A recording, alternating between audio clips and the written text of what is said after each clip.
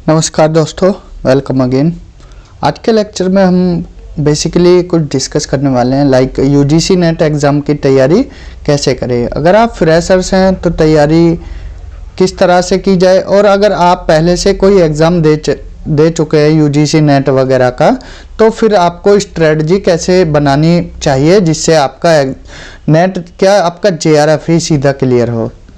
तो आज हम कुछ इन्हीं टॉपिक्स पर बात करेंगे।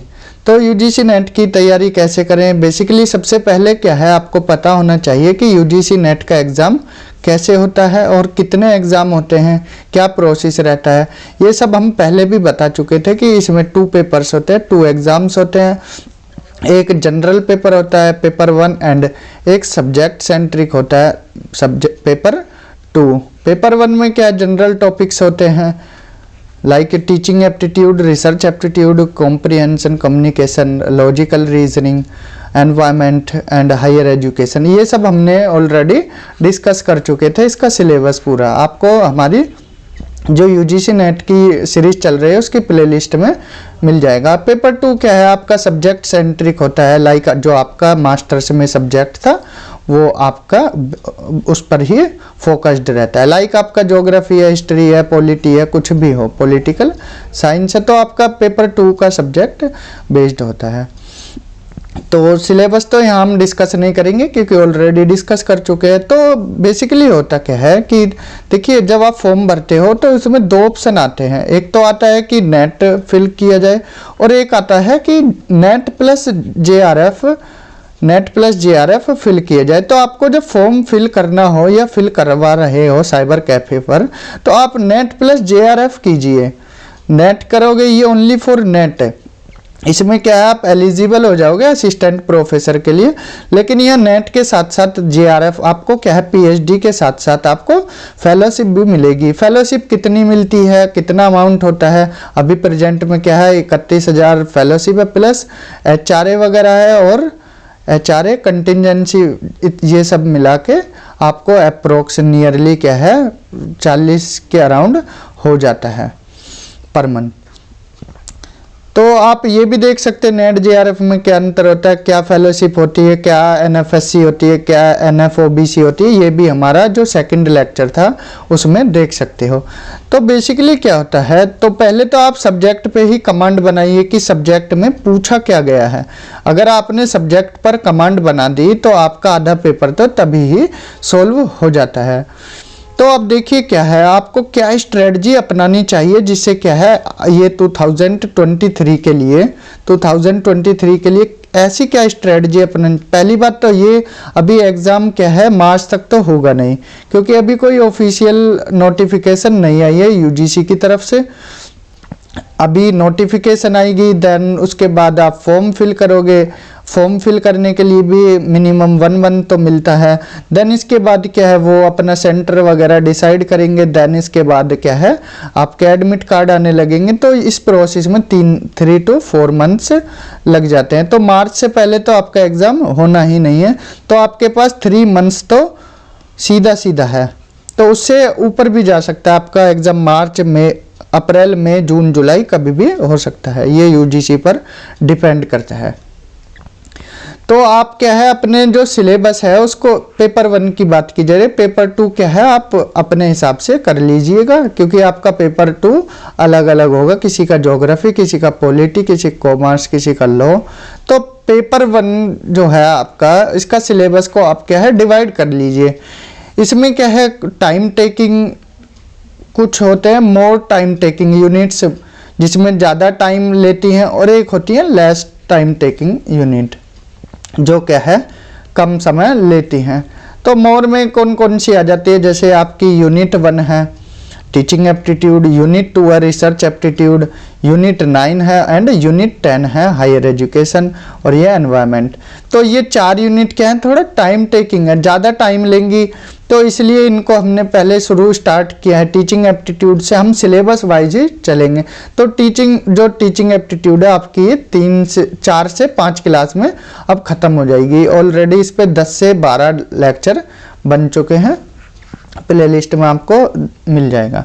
लास्ट टाइम टेकिंग यूनिट जैसे थर्ड यूनिट है, फोर्थ यूनिट है, कॉम्प्रिहेंशन कम्युनिकेशन, ये क्या है 5 से 6 लेक्चर्स में या 7 से 8 लेक्चर्स में कवर हो जाएंगी। आपकी 5th यूनिट है, 6th यूनिट है, एंड 7 एंड 8 है।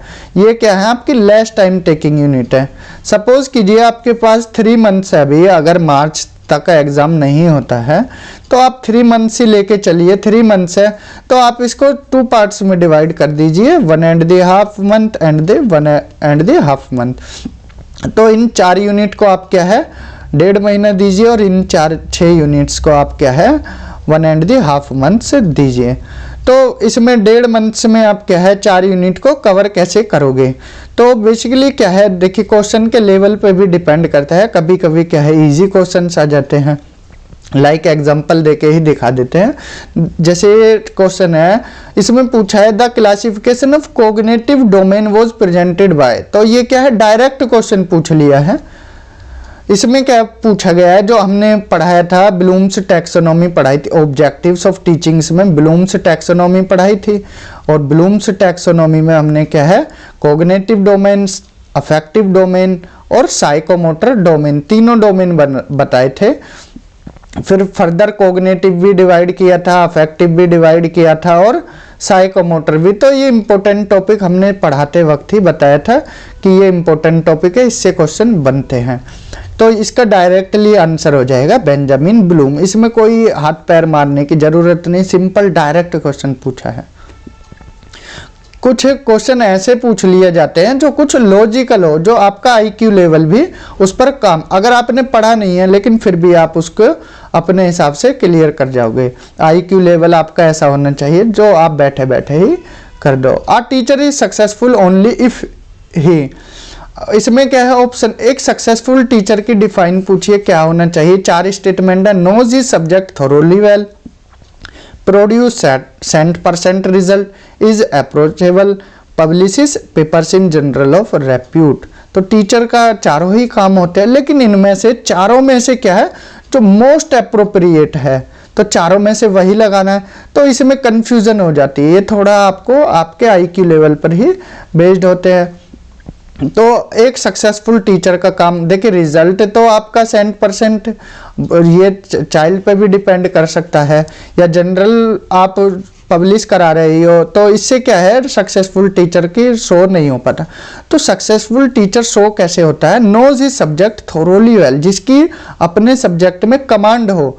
अब आप पेपर 2 पढ़ रहे हो और आपका नेट JRF क्लियर हो जाता है और आप फिर असिस्टेंट प्रोफेसर बन जाते हो, उसके बाद क्या अगर आपने सब्जेक्ट पे अच्छी कमांड है तो आप अच्छे सक्सेसफुल टीचर बनोगे। तो ये क्वेश्चन के लेवल है, तो ये आपकी लॉजिकल पे भी बेस होते हैं और कभी कभी यहाँ पर फैक्चुअल भी पूछ लिए जाते हैं। तो अब हमने बताया कि 3 मंथ से हमारे पास, सपोज करके चलिए 3 मंथ से इससे ज़्यादा भी होंगे, अगर ज़्यादा होंगे तो हम उसमें क्या है आपका रिवीजन भी कराएंगे। तो 1.5 मंथ में आप क्या है 4 यूनिट्स को कवर कर लीजिए। फर्स्ट यूनिट तो आपकी क्या है कवर होने वाली है, बस 3 से 4 लेक्चर बचे जो कि हम इसी 3-4 दिन में कवर कर देंगे। तो उसके बाद क्या है आपकी 3 यूनिट बचती हैं, कौन कौन सी, 2nd, 9th एंड 10th। इसमें क्या है हम 15 डेज लेंगे और ये क्या है टोटल 45 डेज में कवर हो जाएंगी 3 यूनिट, क्योंकि हम क्या है डिटेल में करा रहे हैं, कोई आपका टॉपिक छूटे ना इसी वजह से। और जो आपके नेक्स्ट 45 डेज होते हैं उसमें 6th यूनिट हो जाएंगी, जो आपकी वो क्या है इजी यूनिट्स हैं, जिसमें क्या है 7 to 8 लेक्चर्स में कवर हो जाएगी। तो आपका मार्च तक क्या है टिल मार्च आपका सिलेबस कवर हो जाएगा, मार्च सिलेबस कवर हो जाएगा। उसके बाद जो भी आपको मंथ मिलते हैं तो उसमें क्या है हम रिवीजन कराएंगे, PY की प्रीवियस ईयर क्वेश्चंस कराएंगे, जिससे आपको आइडिया हो जाए कैसा एग्जाम आएगा। तो पेपर 2 क्या है आप अपने हिसाब से कर लीजिए, जो अपने मास्टर्स में पढ़ा था उसके हिसाब से, और एक PY की प्रीवियस ईयर क्वेश्चंस की आप क्या है बुक ले लीजिए। उससे क्या है प्रैक्टिस, जितना आप प्रैक्टिस करोगे पेपर 2 को उतना आपका अच्छा रहेगा। प्रैक्टिस क्या है, प्रैक्टिस से आपको क्या है इफेक्टिव रिजल्ट देखने को मिलेगा। अब एग्ज़ाम का स्ट्रक्चर आपको पता ही है, टोटल 150 क्वेश्चंस होते हैं, 50 क्या है पेपर 1 के और 100 क्या है पेपर 2 के। नेगेटिव मार्किंग कोई होती ही नहीं है। तो आप क्या है टारगेट बना के चलिए 100 to 105 तक। तो 100 से 105 तक आप क्या है अगर सही कर जाते हो तो आपका JRF के चांसेस रहते हैं।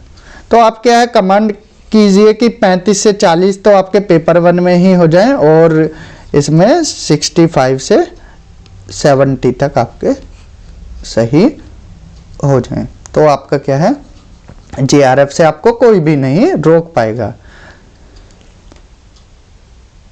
तो आज के लेक्चर में हमने कुछ बेसिक कॉन्सेप्ट स्ट्रेटजी जानी, कैसे आपको एग्ज़ाम क्रैक करना है। तो ऐसे ही आगे और लेक्चर लेके आएंगे कि आपकी क्या अप्रोच होनी चाहिए, एग्ज़ाम कब होगा UGC नेट का। तो अगर आपको हमारी जो प्लेलिस्ट है उसमें क्या है टीचिंग एप्टीट्यूड कवर होने वाला है, आप प्लेलिस्ट में जाकर वो यूनिट कर लीजिए। आगे भी हम क्या है पूरा सिलेबस एग्ज़ाम से पहले पूरा सिलेबस कवर कराएंगे। और अगर लेक्चर वहाँ आपको अच्छे लगे तो आप शेयर भी करना और सब्सक्राइब भी करना चैनल को और ज़्यादा से ज़्यादा लोगों तक पहुँचाना। Thank you, have a good day.